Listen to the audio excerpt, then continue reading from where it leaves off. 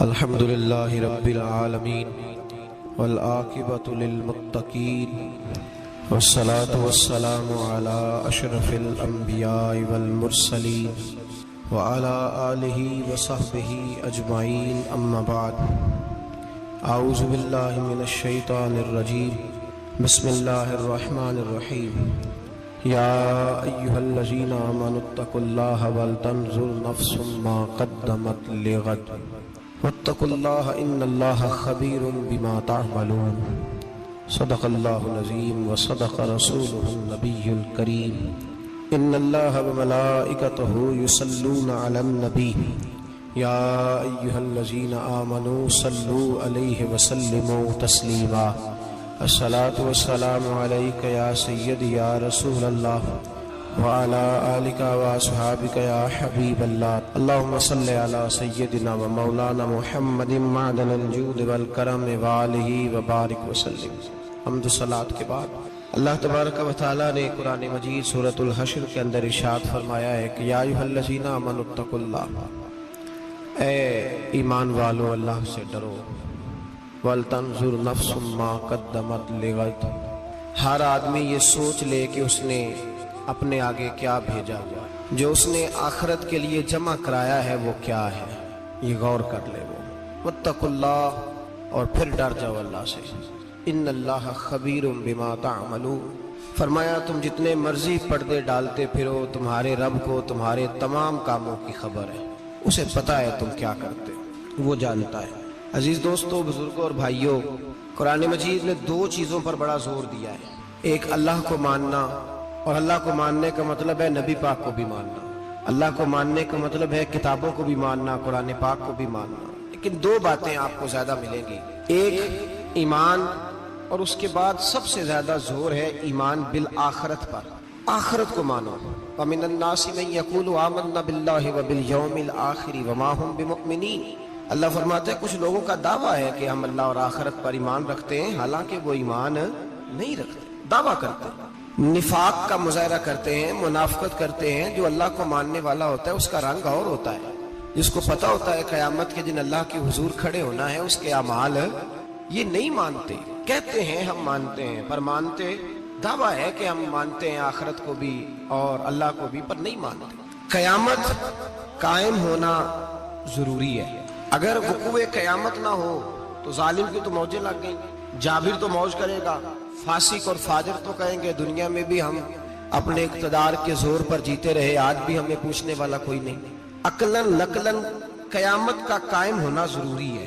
قیامت قائم ہوگی تو مظلوم کو اس کے ظلم پر داد رسی کی جائے گی اور ظالم کو سزا ملے گی۔ ایک آدمی ساری زندگی دنیا کے اندر لوٹ مار کرتا رہا، دھوکہ فریب فراڈ کرتا رہا، اس کی راتیں شراب و کباب میں گزر گئیں، وہ مرے اور بات ختم ہو گئی، ٹھیک ہے موج کر کے چلا گیا۔ ایک آدمی ساری زندگی اس نے اللہ تبارک و تعالیٰ کی رضا کے لیے اپنی نظر کی حفاظت کی، زبان کی حفاظت کی، یہاں تک کہ دل کی بھی حفاظت کی، وہ بھی مرے تو معاملہ ختم ہو گیا۔ اس طرح تو پھر سرکش کا کچھ بنے گا ہی نہیں، نظام زندگی ساری اس کی سوچ ختم ہو کے رہ جائے گی اگر قیامت قائم نہیں ہوتی۔ قیامت کا قائم ہونا حق ہے، اس لیے قرآن مجید نے ایک جگہ پہ نہیں 20 جگہ پہ یہ بیان فرمایا ہے کہ قیامت ضرور قائم ہے، قیامت، اور وہ قائم ہو کر اپنے سارے لوازمات سمیت قائم ہوگی۔ میرے نبی پاک صلی اللہ علیہ وسلم نے فرمایا مظلوم کو حق ملے گا، ظالم کو سزا ملے گی۔ جابر اس دن اللہ کی بارگاہ میں رسوا کیے جائیں گے، جن پر جبر کرتے رہے انہیں اللہ کے حضور سے عطا کیا جائے گا۔ قیامت کا وقوع ہونا ضروری ہے، اور قیامت تو جب قائم ہوگی تب ہوگی۔ دنیا میں بھی ایسا ہوتا ہے، ظلم کا انجام ٹھیک نہیں ہوتا، جبر کا انجام، جھوٹ کی زندگی لمبی نہیں ہوتی، دھوکے فریب فراڈ ملمہ سازی، ان چیزوں کی عمریں اللہ نے تھوڑی رکھی ہے۔ وقتی طور پر ظالم کو، دھوکے باز کو، جابر کو جو مہلت ملتی ہے وہ سمجھتا ہے میری سیاست کام کر رہی ہے، وہ سمجھتا ہے میں بڑا دانا ہوں، بڑا چالاک ہوں، دیکھ لو اتنے ظلم کے، جبر کے، دھوکے کے باوجود بنا ہوا ہوں۔ حالانکہ اللہ کی طرف سے اسے مہلت ملتی ہے اور بڑا ہی مہربان ہے، مہلت اس طرح دیتا ہے کہ میرے نبی پاک علیہ السلام نے فرمایا جب میرا مسلمان نیکی کرتا ہے تو اللہ فرشتوں سے فرماتا ہے 70 گنا بڑھا کے لکھ لو اس کی نیکی، 70 گنا اور جب گناہ کرتا ہے تو اللہ فرماتا ہے ٹھہر جاؤ ابھی لکھنا نہ، اسے ٹائم دو. یا اللہ کتنا؟ فرمایا 24 گھنٹے تو دو، ہو سکتا ہے توبہ کر لے. یہ اس کی مہربانی ہے. اب وہ جو اللہ نے مہلت دی ہے نا کہ شاید توبہ کر لے، لوگ سمجھتے ہیں میری چالاکی کی وجہ سے نظام سیٹ چل رہا ہے، میں بڑا تیز ہوں، 2 4 5 باتیں بولتا ہوں سب صحیح ہو جاتا ہے. لوگ اس کو اپنی دانائی سمجھ لیتے ہیں، حالانکہ وہ اللہ کی طرف سے. فرعون نے کئی 100 سال حکومت کی اور اس طرح اس نے ظلم کیے کہ لاکھوں اور ہزاروں بچے قتل ہی کرا دیے. 12,000 عورتوں کے پیٹ میں حمل تھا، اس نے ضائع کرا دیا. جب حضرت موسیٰ علیہ السلام اپنی قوم کو لے کے نکلے، راستے میں دریا آ گیا، فرعون پیچھے لگا ہوا تھا. وَإِذْ فَرَقْنَا بِكُمُ الْبَحْرَ فَأَنْجَيْنَاكُمْ. اللہ فرماتے ہیں تمہارے لیے میں نے دریا کو پھاڑا اور تمہیں نجات دے دی. وَأَغْرَقْنَا آلَ فِرْعَوْنَ. اور فرعون کو غرق کر دیا. وَأَنْتُمْ تَنْظُرُونَ. تم کھڑے دیکھ رہے تھے. اب جب حضرت موسیٰ دریا کے کنارے پہنچے تو فرعون بھی پیچھے آیا. فرعون لوگوں سے کہا کرتا تھا کہ میں کہتا ہوں تو دریا چلتا ہے، میں کہتا ہوں تو ہوائیں آتی ہے، میرے حکم کے پابند ہے سارے. جاگ رہے ہیں نا آپ حضرات؟ غور فرمائیے گا بات پر. دعویٰ تھا اس کا کہ میں کہتا ہوں تو نظام زندگی چلتا ہے. اب جب دریا کے کنارے پہنچی حضرت موسیٰ علیہ السلام تو اللہ نے حکم دیا کہ آپ عصا ماریں. جناب موسیٰ نے عصا مارا، 12 رستے بن گئے. اب حضرت موسیٰ کی قوم گزر رہی تھی تو فرعون سے پوچھنے لگے کہ تو کہتا تھا میرے حکم سے چلتا ہے، تو وہ تو حضرت موسیٰ نے ڈنڈا مارا ہے تو رستہ بن گیا. باز نہیں آتا انسان باز بہانے بڑے ہیں اس کے پاس، بڑی دلیلیں ہیں. جھوٹ سچ بول کے اپنے آپ کو مطمئن کرتا ہے، آخر دم تک تبدیل ہونے کو تیار نہیں ہوتا. دلیلیں گھڑتا رہتا ہے، بناتا رہتا ہے، شور کرتا ہے جان بوجھ کے. بھئی تو کہتا تھا میرے چلانے سے چلتا ہے، تو باز ابھی بھی نہیں آیا. کہنے لگا میں نے ہی حکم دیا ہے کہ ذرا پھٹ جا، مجھے یہ زندہ چاہیے.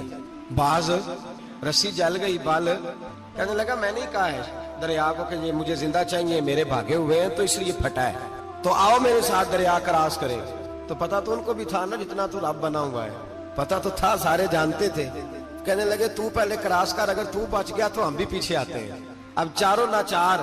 ایک روایت تو یہ ہے کہ یہ جب خدائی کا دعویٰ کرتا تھا نا، تخت پہ بیٹھا ہوتا تھا تو ایک دن حضرت جبریل آئے اس کے پاس انسانی شکل میں. تو کہنے لگے میں بڑی دور سے آیا ہوں تو ایک مسئلہ پوچھنا تھا. کہا پوچھو.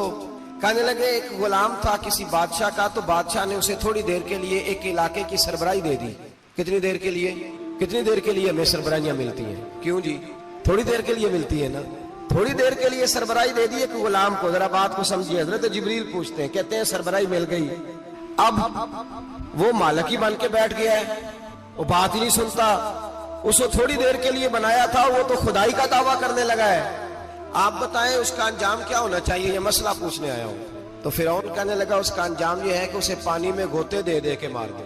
انجام کیا ہے؟ بولیے کیا انجام ہے؟ کیا انجام ہے جی؟ پانی میں. اللہ اکبر. اپنی سزا تجویز کر رہا ہے.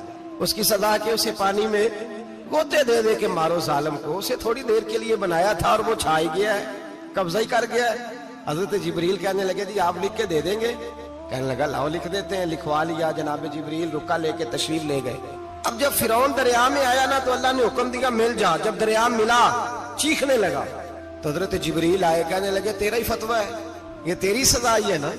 ہم بھی بڑی سزائیں تجویز کرتے ہیں. یہ جھوٹا ہے جی، اس کا تو فلانا علاج ہونا چاہیے. تو اگر تو جھوٹ بولے تو یہ فلانا بڑا جاور ہے جی، اس کے ساتھ اس طرح ہونا چاہیے. تو اگر تو یہ کام کرے تو جو سزا تو لوگوں کے لیے تجویز کر رہا ہے تو اپنے بارے میں بھی سوچ.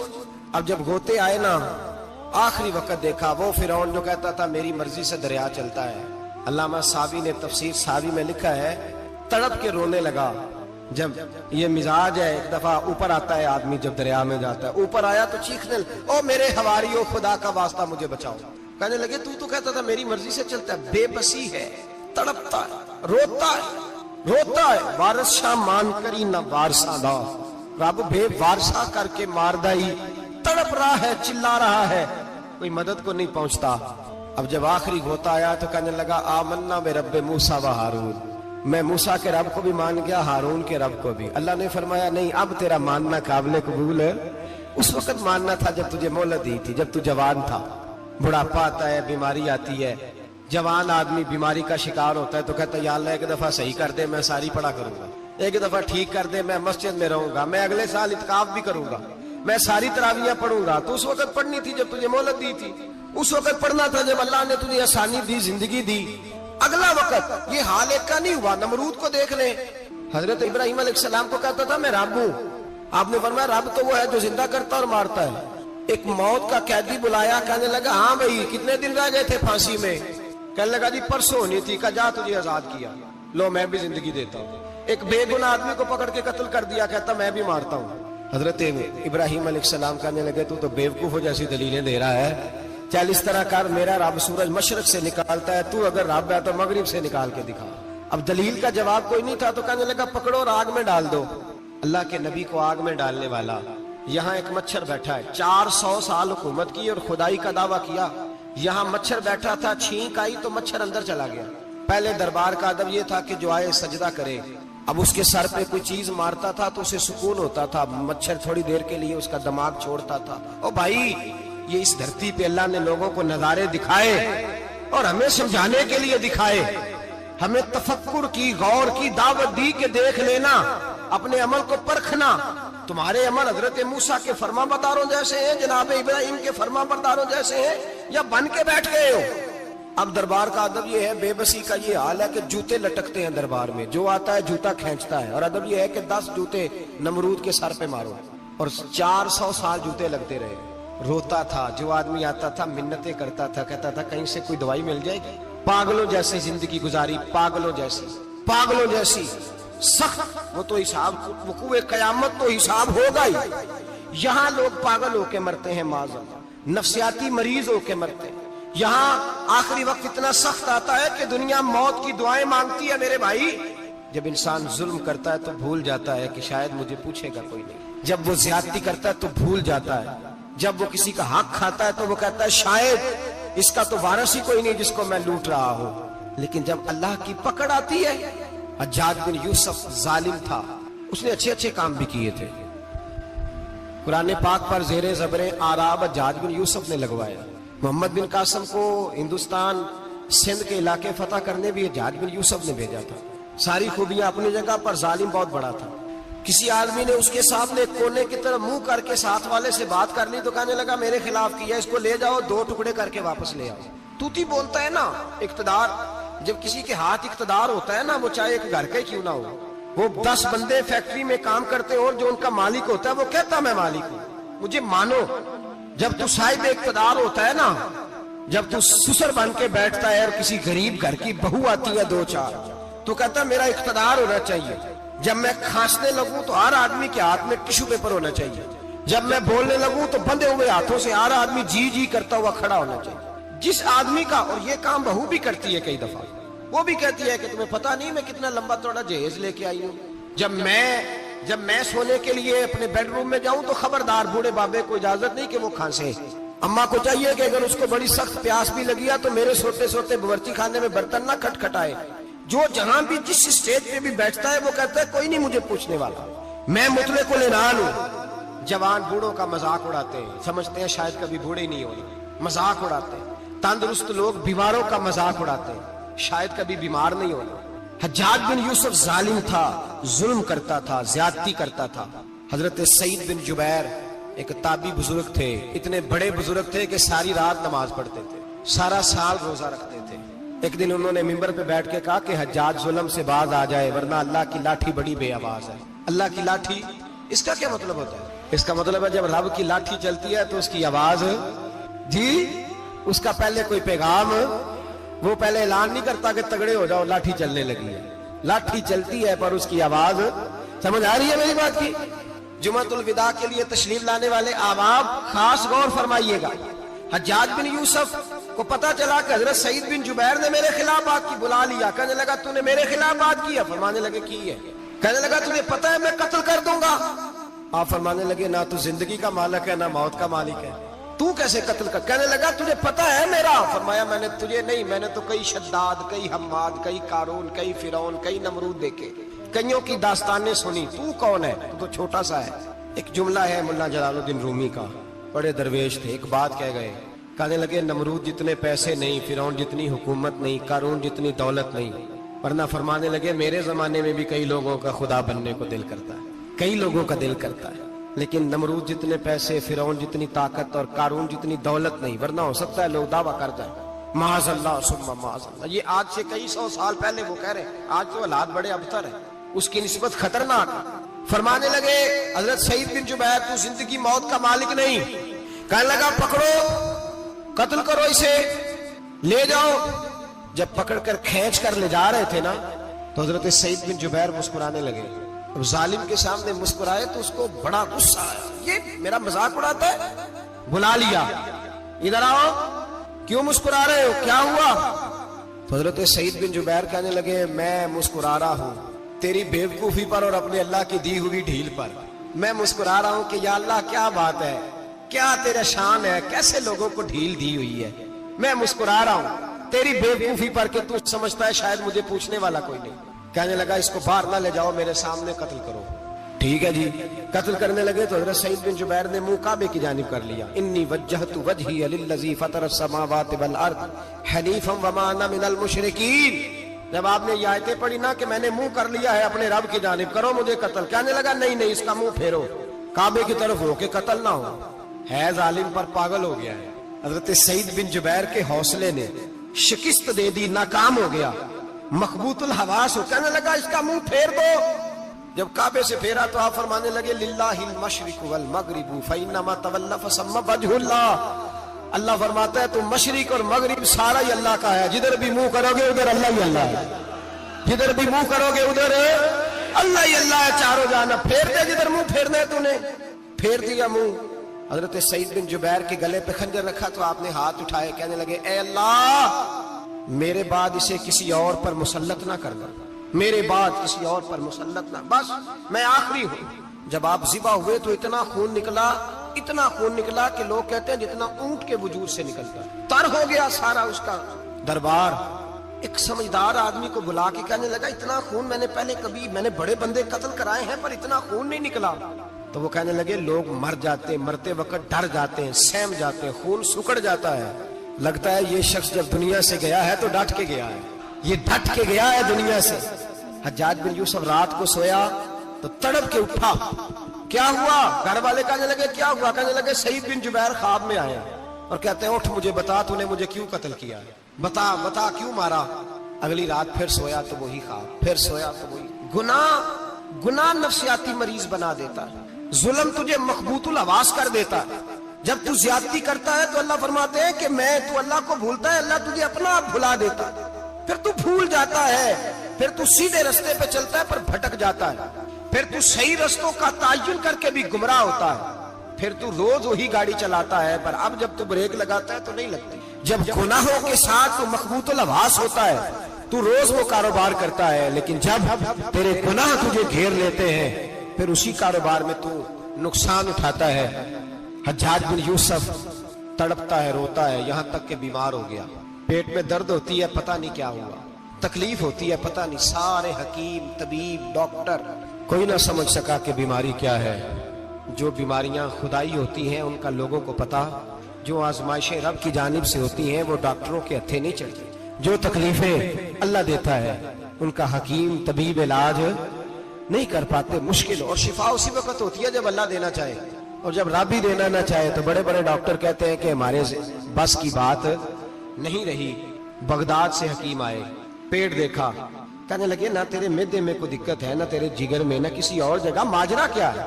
ایک آخری علاج ہے, آخری. وہ کیا؟ گوشت کا چھوٹا سا ٹکڑا دھاگے کے ساتھ باندھ کے منہ میں ڈالا اور پھر ایک باریک سا تنکا لے کے اس کو اندر ڈالنے لگے گلے میں. وہ گوشت کا ٹکڑا جب حلق کے اندر اتر گیا اس حکیم نے واپس کھینچا تو کیسے ایسی بدبو آئی جیسی کبھی سونگی نہ تھی. جانور, کیڑے مکوڑے لگے ہوئے باہر نکلے, اور جب دیکھا تو جتنے محل میں لوگ بیٹھے تھے چلاتے ہوئے نکل گئے کہ یہ کیا مصیبتیں ہیں. حکیم بھی اٹھ کے دوڑنے لگا. کہا تجھے کیا ہوا؟ کہنے لگے حجاج تیری بیماری زمینی نہیں, تیری مصیبت زمینی نہیں. کہا میری مرض تک تم کیوں نہیں پہنچ پا رہے؟ تو کہنے لگے لگتا ہے تو بد دعا کا مریض ہے, لگتا ہے تو ظلم کا مریض ہے, تو جبر کا مریض ہے. تڑپتا رہا, سسکتا رہا. ایک وقت وہ بھی آیا کہ گھر والوں نے کمرے میں بند کر کے تالا لگا دیا, دیوار سے ٹکرے مارتا. او بھائی, جو گناہوں کے بیمار ہوتے ہیں انہیں شفا نہیں ہوتی, جو ظلم, جبر, بربریت کے بیمار ہوتے ہیں انہیں سکون قلبی میسر نہیں آتا. دوائیاں ان بیماریوں کی بنی ہوئی ہیں جو بیماریاں زمینی ہیں, جو بیماریاں خوراک کی بد پرہیزی سے ہوتی ہیں, जो गुनाहों की बात परहेजी से होती है उनकी बीमारियां, उनकी शिफा तौबा है, उनकी शिफा रुजू इल्लाह है, उनकी तौबा अल्लाह से माफी मांगने से शिफा होती है। हज्जाज जब मरने लगा तो बुलाया, ये रंग भी जरा मुलाहिजा कीजिएगा, 2-4 करीबियों को बुलाया। पता होता है ना अपने करतूतों का आदमी को, पता सारा है सरदार नुकीतियां, जब पता होता है सारा। बुला के कहने लगा जब मैं मर जाऊं तो मुझे रात को दफन करना। क्यों भाई, औरत है? कहने लगा नहीं, रात को दफनाना। ठीक है, रात को दफना देंगे। फिर कहने लगा जब सुबह हो जाए तो सुबह होने से पहले पहले मेरी कब्र जमीन के बराबर कर देना, निशान मिटा देना। का वजह, तू कलमा पढ़ता है, हुजूर का हुक्म है कि कब्र कम से कम एक बालिश, एक गेट ऊंची होनी चाहिए जमीन से कम से कम, तो तू तेरी कब्र मिटा दे। वजह पता होता है अपने जुल्मों का। कहने लगा मुझे पता है लोग मेरे मरने के बाद मेरी कब्र भी नहीं छोड़ेंगे। दुनिया में तो मेरे जबर की वजह से कोई आ ना सका, लेकिन मेरी कब्र भी लोग जनाजों में बातें शुरू कर देते हैं। जनाजों में मैंने ऐसी भी दास्तानें सुनी है कि कोई मरा तो लोग जूतों का हार कब्र पे डाला है। नहीं भाई, तू जब जिंदा था तो तेरे जबर जुल्म की वजह से नहीं को बोल सका। एक तो है कयामत में हिसाब होगा, यहाँ दुनिया में हिसाब होने लगता है। इतनी लंबी जुबानें लोगों की लटक कर मरते वक्त बाहर निकल आती हैं। दुआ करें, जुमा है, अल्लाह ताला ईमान की मौत अता फरमाए। दुआ फरमाए रब ताला, अल्लाह तबारक व ताला तौबा करके जाने की तौफीक अता फरमाए। जागे जागे और सुने और दुआ करे, ए अल्लाह तू हमें जुल्म से वैसे ही महफूज फरमा। अगर हम ज्यादती करने लगे तो ए अल्लाह हमें उससे मना फरमा, हमें उससे तू ये तौफीक दे कि हम बाहर आ जाए उस गुनाह से। मेरे भाई, एक तो दुनिया में सजा है, फिर कयामत की सजा है, और वो ज्यादा सख्त है, वो ज्यादा सख्त है। हम लोगों ने ना हीले बहाने बड़े बनाए हुए हैं।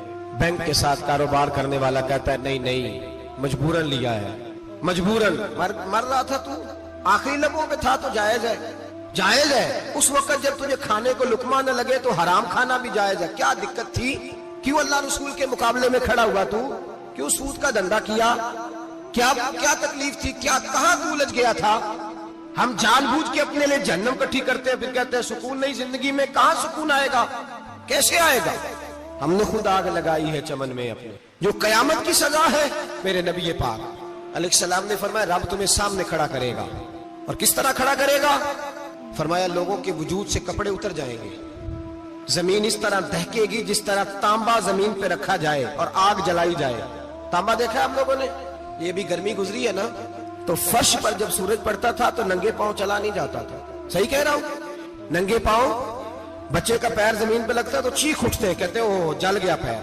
हालांकि ये फर्श दुनिया के, और अगर तांबे के अंदर खासियत है कि अगर कोई धात जल्दी और ज्यादा गर्म होती है तो वो तांबा है। मेरे नबी ने मिसाल दी तो उसकी दी जो सख्त था, फरमाया तांबे की तरह जमीन तपाई जाएगी और फिर नंगे पांव रब तुम्हें खड़ा करेगा। आज सूरज की पुश्त तुम्हारी जानिब है, कयामत में मुंह तुम्हारी जानिब होगा। नेजा आपने देखा होगा, नेजा होता था।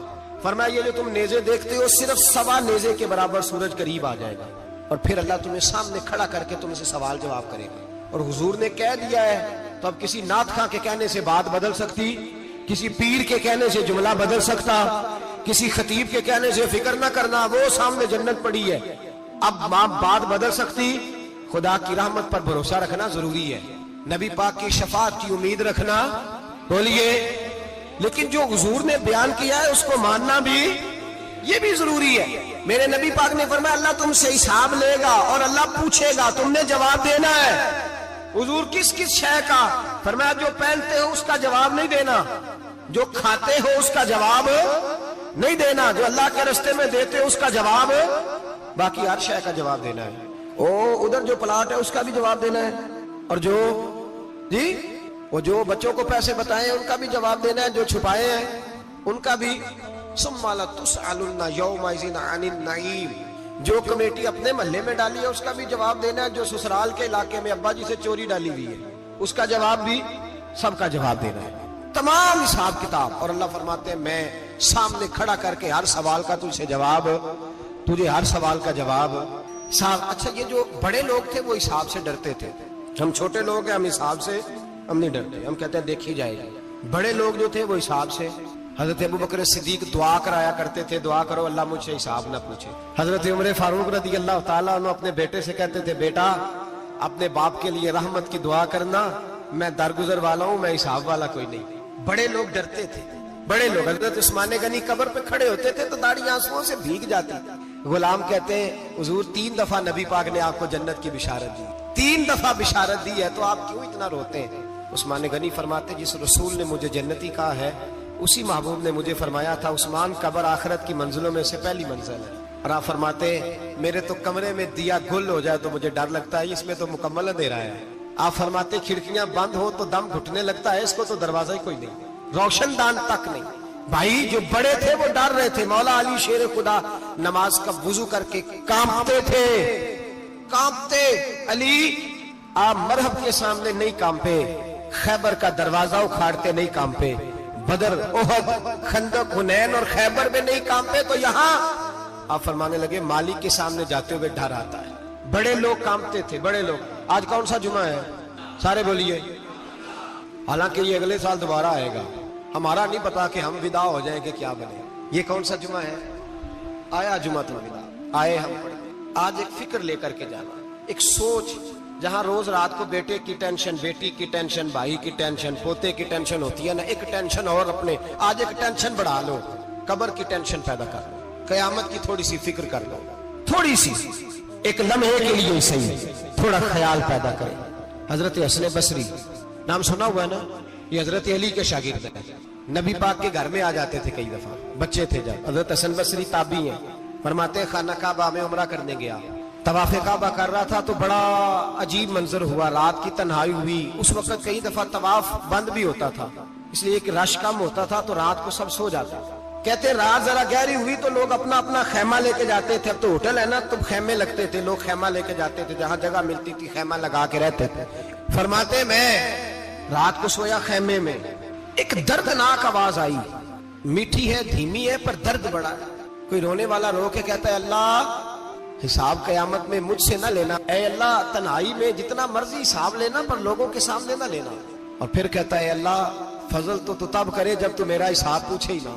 پھر چند منٹ گزرے تو پھر وہ رونے لگا. میرے کانوں میں آواز آئی, کہنے لگا اے اللہ حساب تو ان کا لیا جاتا ہے جو حساب کے قابل ہوتے ہیں.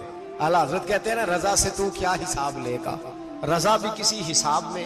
اے اللہ میں قابل نہیں, مجھ سے حساب نہ لینا. کہتے تھوڑی دیر گزری تو پھر وہ رونے لگا. پھر ذرا سانس سنبھلے تو پھر کہنے لگا اے اللہ میں تو لوگوں کو کوئی بندہ حساب پوچھ لے تو نہیں دے سکتا, میں تجھے کیسے حساب دوں گا. پھر تڑپنے لگا. کہتے تھوڑی دیر گزری تو پھر ایک لفظ انہوں نے کہے رونے والے نے, کہنے لگے اللہ دیکھ تیرے محبوب کا فرمان ہے جو معافی مانگے تو اسے معاف کر دیا کرتا ہے. اے اللہ میں معافی مانگنے آیا ہوں اور مسجد نہیں آیا, میں کعبۃ اللہ ہی آ گیا ہوں. کہتے وہ اتنا روئے کہ چیخ آئی ان کی, اور جب دھڑام سے کوئی زمین پہ گرا تو میں پریشان ہوا کہ اب تو بے ہوش ہو گیا. فرماتے ہیں میں زور سے اٹھا فٹافٹ اور اس شخص کی طرف بڑھا. میرے دل میں خیال ہے کوئی گناہگار ہے بیچارہ, تو چلو میں بھی دعا کرتا ہوں. اس کو کہتا ہوں بیٹے فکر نہ کر, اللہ تیری مدد کرے گا. فرماتے میں گیا اس نیت کے ساتھ کہ میں کہوں گا چلو اٹھو تم بھی دعا کرو, میں بھی کرتا ہوں, اللہ ہم سے حساب نہ پوچھے. کہتے میں گیا تو وہ شخصیت بے ہوش پڑی تھی, کالے سیاہ بال ان کے چہرے پہ بکھرے ہوئے تھے. کہتے لوگو جب میں نے زلفیں ہٹائیں چہرے سے تو میرا وجود کانپنے لگا آسمان ٹوٹ پڑے گا, زمین پھٹ جائے گی, ستارے بکھر جائیں گے, آج بہ جائیں گے سمندر. فرماتے میری چیخیں نکل گئی. یہ کوئی گناہگار تو نہیں, یہ تو حضرت فاطمہ کے پوتے امام زین العابدین ہے, یہ تو امام حسین کا وہ بیٹا ہے جو کربلا میں تنہا بچے تھے. فرماتے میں امام کا چہرہ دیکھا تو بھاگ کے آیا اور میں نے اپنی داڑھی ان کے پیروں کے ساتھ مس کی اور میں نے کہا حضور اٹھیے. امام اٹھے تو میں نے کہا شہزادے تیرے تو اشارے سے اللہ کئی گناہگاروں کو بخشے گا, تیری تو دعا سے اللہ بخشے گا, یہ کیا کر رہے ہو. تو امام زین العابدین کہنے لگے حسن بصری ادھر آ یار, ادھر آؤ بزرگو, میرے دادا کے پاس رہنے والے ہو. میں نے نا آج ہی سنا ہے کہ اس کا عذاب بڑا سخت ہے, آؤ میرے لیے دعا کرو, اللہ پاک مجھ سے حساب نہ پوچھے. کہا حضور نہ کریں. اب فرمانے لگے تجھے نہیں پتا کچھ چیزیں ایسی ہیں کہ رب نے اگر حساب پوچھا تو میں واقعی جواب نہیں دے پاؤں گا, چل کر میرے لیے دعا. کہتے میں نے ہاتھ باندھے حضور میں نہیں کرتا, اٹھا کہہ. فرماتے میں نے ہاتھ اٹھائے, میں نے کہا اے اللہ تیرے رسول کا شہزادہ ہے, یہ تیرے رسول کا شہزادہ ہے, یہ کہہ رہا ہے تو فضل کر. او بھائی جو بڑے تھے وہ تو تڑپتے تھے, سسکتے تھے, सिसकते थे। बू अली हीती कहते खाना काबा में पत्थर पे सर रगड़ रगड़ के कोई बूढ़ा कह रहा था, ऐ अल्लाह अव्वल तो हिसाब ना लेना, और अगर लेना तो मुझे अंधा करके उठाना, मैं तेरे नेक बंदों के सामने शर्मिंदा नहीं। इकबाल रो पड़े। इकबाल, कुछ लोगों ने लिखा है ये आखिरी रुबाई है डॉक्टर इकबाल की, आखिरी। इसके बाद शायद उसने कलाम में कुछ सीरत निगारों का ख्याल है। इकबाल मदीने की तरफ मुंह करके कहने लगे, तू गनी अजहर दो आलम मन फकीर, अल्लाह तू गनी है मैं तो फकीर हूँ, रोज मक्शर उज्र हाय मन पजीर, ए अल्लाह अव्वल तो मेरा कोई उज्र कबूल कर लेना मक्शर के दिन, और अगर ना करना हुआ, अगर तुम्ही बीनम हिसाबम ना गुजीर, अगर जरूर ही मेरा हिसाब लेना है, ए अल्लाह अगर तूने जरूर लेना है, ए अल्लाह अगर जरूर ही लेना हिसाब, अव्वल तो मेरा उज्र मान लेना, मेरी कमजोरी पे रहम करना, ए अल्लाह मेरे बुढ़ापे पर मेरी कमजोरी पर रहम करना, अगर जरूर हिसाब लेना है अज निगाहे मुस्तफा पिन्हा बगीर, तो ए अल्लाह जरा हुजूर की निगाहों से ओझल करके लेना। ए अल्लाह मुझे शर्म आएगी। मेरे मुस्तफा करीम फरमाएंगे मैं तो तुझे हर बात समझा के आया, एक एक जगह तेरी रहनुमाई करके आया, तू कैसे अमल कमा, जरा ओझल करके अज निगाहे मुस्तफा पिन्हा बगीर, जरा हुजूर की आंखों से ओझल करके साइड पे करके लेना, मैं बर्दाश्त नहीं कर पाऊंगा। हजरते वो अली इती कहते हैं बाबे ने सर रखा हुआ है और कहते हैं अल्लाह मुझे अंधा करके उठाना। फरमाते मैं गया, मैंने कहा चलो मैं दुआ करता हूं जाके। फरमाते जब मैंने जाके बुजुर्गों की कमर पे हाथ रखा, उनका चेहरा देखा तो ये कोई गुनाहगार तो नहीं, ये तो बगदाद के पीर अब्दुल कादिर जिलानी है, ये तो महबूब सुभानी गौसे समदानी है, ये तो वो शख्स है जो कदम लगाए तो अल्लाह विलायत अता करता है। जो बड़े थे वो डर रहे थे। मोइनुल मिल्लत वद्दीन अताए रसूल हिंदुल वली गरीब नवाज हजरत ख्वाजा मोइनुद्दीन अजमेरी रहमतुल्लाह अलैह, ख्वाजा कुतुबुद्दीन बख्तियार काकी को तन्हाई में बुला के कहने लगे मोइनुद्दीन सैयदजादा है, मोइनुद्दीन हुजूर के खानदान में पैदा हुआ है, मोइनुद्दीन से इसके पीर को बड़ी उम्मीदें थी, मोइनुद्दीन को रसूल पाक ने हिंदुस्तान भेजा था, पर कुतुबुद्दीन यार मोइनुद्दीन तबलीग का हक नहीं अदा कर सका। हजरत ख्वाजा कुतुबुद्दीन कहने लगे हुजूर 90 लाख तो मुसलमान कर दिए, और क्या हक था? फरमाया नहीं, जब तू तहज्जुद की नमाज पढ़े ना बेटा अपने लिए दुआ मांगना तो खुदा से कहना मौला मेरे पीर की कोताहियां माफ कर। वो जिस एजाज का था वो काम नहीं कर सकता, जो बड़े थे उनकी तो बातें बड़ी थी, ये जो हम छोटे आए हैं ना नए, टिकटें देते फिरते हैं, टिकटें, बेनमाजी जाहिल अनपढ़ पीर टिकटें बांटता है लोगों को, तू भी बख्शा है तू भी बख्शा है। वो 90 लाख लोगों को राय हक पर लगा के भी कहते थे नहीं हक तो ये है कि हक अदा ना हुआ, हक तो ये है कि हक कोई शाही पल्ले नहीं, डटा हुआ खड़ा है मुसलमान, डटा हुआ। ये हिसाब सुने। किसी ने हजरत अबू हुरैरा से कहा कि कोई ऐसी हदीस सुनाओ जो आपको भी बड़ी महबूब हो। हजरत अबू हुरैरा ने चीख मारी, रोने लगे और बेहोश हो गए। फिर हिलाया, पानी पिलाया, उठे, कहा हुजूर बात की थी, हदीस सुनाए, फिर रोने लगे। हमें तो नहीं ना रोना आता, हमें तो तब आता है जब बेटा बात ना माने, हमें तो तब आता है जब कारोबार में नुकसान हो जाए, हमें तो तब रोना आता है जब हमारा कोई दोस्त हमारे बारे में गलत बात कर दे, बेइज्जती दुनिया की हो जाए। हजरत अबू हुरैरा 3 दफा होश आया, 3 दफा रोए और कहने लगे अजीजो ये वो वाली हदीस है कि मैं सोचता भी हूं तो मैं तड़प उठता हूं। कहा कौन सी हदीस? तो हजरत अबू हुरैरा कहने लगे मैंने नबी पाक से सुना है कयामत में सबसे पहले उलमा का हिसाब होगा, सबसे पहले उलमा का। रब करीम फरमाएगा तुम्हारी दीन के नाम पर बड़ी मौजें थी, तुम्हारे बड़े पोस्टर छपते थे, लाइनें बना के लोग तुम्हारे हाथ चूमते थे, लोग तुम्हारी घड़ी को भी चूमना अपने लिए सादत समझते थे। बताओ मेरे रसूल के नाम पर खाने वालों क्या करके आए हो? अमल बताओ, अमल। मौज बड़ी की ना तुमने, बताओ अमल। उलमा आलिम अर्ज करेगा अल्लाह मैं जगह जगह तेरे रसूल के दीन की बात करता था, मैं कुरान के दर्स देता था, मैं रातें बेदार रह के तैयारियां करता था, मैं जो बन सका किया। रब फरमाएगा नहीं, तूने तो इसलिए किया था कि लोग तुझे पीर साहब कहे, मौलाना साहब कहे, तेरे नारे लगाए तो लगे नहीं फिर तेरे नारे, फिर लोगों ने लंबे लंबे अलकाबात पुकारे नहीं तेरे। हुजूर सैयद आलम अलैहिस्सलाम फरमाते पहला हिसाब उसका लेगा जो आलिम कहलाता था। रब पूछेगा तुझे ताकत दी, हिम्मत दी, بولنے کی صلاحیت دی، اپنے فضل سے دی، بتا کیا کما کے آیا ہے۔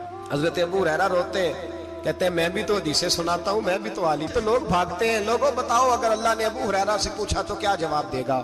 اللہ فرمائے گا علماء کے لیے بخاری مسلم ہے، انہیں اٹھاؤ اور جہنم میں ڈال دو۔ امام غزالی فرماتے ہیں اگر کسی عالم کو سزا ملی تو سخت سے سخت عالم کو ملے گی۔ دعا فرمائیں اللہ میرے جیسے لوگوں کو ہدایت کا رستہ عطا فرمائے، اور جو کہتے ہیں سمجھتے ہیں اللہ اس پر عمل کی توفیق عطا فرمائے۔ فرمایا حضرت ابو ہریرہ نے دوسرے نمبر پر سخی اللہ کی بارگاہ میں کھڑا کیا جائے، مالدار۔ رب فرمائے گا بول، کچھ ایسے بھی تھے جن کے پاس شام کی روٹی نہیں تھی، تجھے میں نے تیری تجوری بھر کے تجھے دولت عطا کی، تجھے وراثت میں نے مربے دیے، جائیدادیں دی، بتا وہ کچھ وہ تھے سویرے مزدوری کرنے جاتے تھے، کما کے لاتے تھے، ہزاروں روپیہ تیری بینک میں پڑا تھا، بتا کیا کیا تو نے؟ اے اللہ میں نے مسجد میں دیے، مدرسے میں دیے، 30 دن افطاریاں پکاتا رہا۔ اللہ فرمائے گا تو جھوٹ بولتا ہے، تو سارا کچھ اس لیے کرتا تھا کہ لوگ تجھے سخی کہے۔ ہاں ہاں تیرا اعلان ہوا مسجد میں، لوگوں نے کہا وہ دیکھو کتنے پیسے دے رہا ہے، اس کا وہ دیکھو نام لکھا ہوا ہے ہسپتال کے ایک کونے میں کہ یہ والا بلاک فلاں سیٹھ صاحب نے بنایا، یہ دیکھو لکھا ہوا ہے کہ یہ کمرہ مدرسے کا اس نے بنایا، تو لکھ دیا گیا، نعرے لگ گئے، اب جا دوڑ جا۔ اللہ جہنم میں پھینک دے گا۔ فرمایا پھر شہید کھڑا کیا جائے گا، ہاں بھائی تجھے طاقت دی، ہمت دی، بتا کہاں خرچ کی، کہاں؟ اے اللہ شہید ہی ہو گیا۔ فرمایا وہ تو اس لیے ہوا تھا کہ لوگ تجھے شہید کہیں، بہادر کہیں، تیرے نام پہ روڈ کا نام رکھا جائے، تمغہ حسن کارکردگی ملے، سو مل گیا۔ میرے لیے بتا کیا کر کے آیا ہے، میرے لیے، اسے اٹھاؤ اور جہنم میں پھینک دو۔ بھائیو عذاب کڑا ہے، عذاب سخت ہے، حساب سخت ہے، اور جو حساب لینے والا ہے اس کو، میں نا تراویح ہو رہی تھی تو قاری صاحب نے ایک سورہ یاسین شروع کی، وَامْتَازُوا الْيَوْمَ أَيُّهَا الْمُجْرِمُونَ۔ اللہ فرماتا ہے قیامت میں کہوں گا مجرم جو ہے نا وہ صفوں سے باہر آ جائے، صفوں سے باہر آ جائے۔ ایک ہمارے فزکس کے ٹیچر ہوتے تھے تو بڑی سخت چھڑی مارتے تھے، تو جب وہ قد بھی بڑا تھا، جلال بھی بڑا تھا، اور اصول بڑے اچھے انسان تھے لیکن سخت، تو مجھے یاد آتا تھا کہ جب وہ سویرے آ کے کہتے جس نے کام نے لکھا وہ باہر نکل آئے، دو قسم کی چوٹ لگتی تھی۔ ایک تو خیال یہ آتا تھا کہ شرمندگی بڑی ہوگی کہ سارے سٹوڈنٹ بیٹھے ہیں اور 2 3 4 ان کو کہا وہاں مرغے بن جاؤ، بڑی شرم آتی تھی۔ اور پھر جب وہ مارتے تھے تو اتنا سخت مارتے تھے کہ کئی دن تکلیف رہتی تھی، بتایا نہیں جاتا تھا۔ وہ سٹوڈنٹ بتاتے تھے کہ یار اس سے بچو کسی بھی طریقے، اور کسی کا کام رہ بھی جاتا تھا کہتے تھے اس پیریڈ کی ڈیوٹی سبق یاد کر کے آنا ہے۔ سخت ٹیچر کے بارے میں تیرا میرا یہ رویہ ہے۔ تو یاد آ رہا تھا جب وہ کہہ رہے تھے نا وَامْتَازُوا الْيَوْمَ أَيُّهَا الْمُجْرِمُونَ، تو میں صف میں کھڑا تھا تو 2 قطرے میرے بہہ گئے آنسو کے۔ مجھے ساتھ بچہ کہنے لگا طبیعت ٹھیک ہے، میں نے کہا طبیعت تو ٹھیک ہے، کچھ یاد آ گیا ہے کہ میدان محشر میں یہاں تو چھپے ہوئے ہیں نا عیب، چھپے ہوئے، اور بھائی رب بڑا کریم ہے، عیبوں کے باوجود نوازتا ہے۔ میرا دعویٰ یہ ہے اگر ہمارے عیب کھل جائیں، لوگ ہمیں دھرتی پہ جینے نہ دیں، لوگ جینے نہ دیں، نکال دیں، اپنے بھی ہمیں برداشت نہ کریں، یہ تو اس کا کرم ہے۔ پتہ سارا ہے سردار نکیتیاں دا، پردہ چپایا ہی تیرا پلا اسی۔ وَامْتَازُوا الْيَوْمَ أَيُّهَا الْمُجْرِمُونَ۔ اللہ فرمائے گا مجرم باہر آ جائے۔ یا اللہ کیا ہوگا؟ جب سوال جواب ہوں گے تو رب فرماتے ہیں تیری زبان پہ مور لگا کے بند کر دوں گا، تیرے ہاتھ بولیں گے، پیر بولیں گے، سر بولے گا، پیٹ بولے گا۔ اس وقت کی فکر پیدا کریں، ٹینشن پیدا کریں، وقوع قیامت حق ہے۔ اور باندھ کے نا لوگ پیر باندھ کے زور کے ساتھ باندھتے، سگا بیٹا جب قبر میں دفن کرتا ہے نا تو وہ بھی کہتا ہے وہ کونا، یہ کونا تھوڑا سا مٹی کم ہے، یہاں بھی مٹی ڈالو۔ پہلے لوگ روزانہ جاتے ہیں، پھر ہفتے کے بعد، پھر مہینوں بیت جاتے ہیں۔ کچھ قبریں ایسی بھی ہیں جن پہ کھڑے ہوں تو لگتا ہے قبریں رو رہی ہیں اور کہتی ہیں جاؤ میرے گھر والوں سے جا کے کہو کوئی پھیرا ہی لگا جائے، ایک دفعہ آئے تو صحیح۔ کوئی مٹی نہیں ڈالتا، بادشاہوں کی قبریں روتی ہیں، سرمایہ داروں کی قبریں روتی ہیں، کوئی جاتا نہیں، اتنے موٹے سوراخ ہے قبروں میں، آپ اپنے شہر کے قبرستان پھر کے دیکھ لیں، سوراخ ہے۔ او بھائی حضرت مولا علی شیر خدا قبرستان گئے تو پہلے رونے لگے، پھر کہنے لگے قبروں والوں کیا حال ہے تمہارا؟ تو آپ فرماتے ہیں مردہ مجھے اندر سے بول کے کہنے لگا علی کفن پھٹ گیا، ہڈیاں ٹوٹ گئی، مال تو دے آئے تھے وارثوں کو پر حساب ہمیں دینا پڑ رہا ہے، تو بتا پیچھے کیا حالات ہیں؟ تو حضرت علی کہنے لگے تمہاری بیویوں نے اور نکاح کر لیے، تمہارے دوستوں نے نئے دوست بنا لیے، تمہاری اولادوں نے تمہارے بغیر جینا سیکھ لیا، تمہاری جائیدادیں بٹ گئیں، تمہارا پیسہ تقسیم ہو گیا۔ پہلے تو کوئی تمہارا نام لیتا تھا، اب تو تمہارا ذکر ختم ہو گیا، اب تو ایک دو نسل تک تمہارا ذکر تھا، اب تو تمہیں یاد ہی کوئی نہیں کرتا۔ کہتے ہیں لوگ یہاں کوئی رہا کرتا تھا، یہاں کوئی ہوا کرتا تھا، اب تو تم قصہ پارینہ قصہ ماضی ہو گئے۔ حساب کا وقت قریب ہے، قریب آ گیا وقت۔ اللہ فرماتے ہیں اقترب للناس حسابهم وهم فی غفلۃ معرضون، فرمایا حساب کا وقت قریب آ گیا ہے تو ابھی بھی غافل ہے۔ جمعۃ الوداع ایک پریشانی لگانے کا ارادہ تھا، بڑی پریشانیاں پالی ہیں، ایک پریشانی اور پال لو۔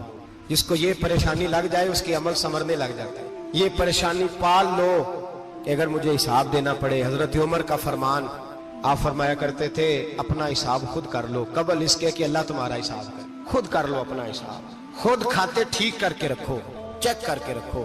میری دعا ہے اللہ پاک ہمیں ان میں شامل کرے جن کو وہ معاف کرنے والا ہے۔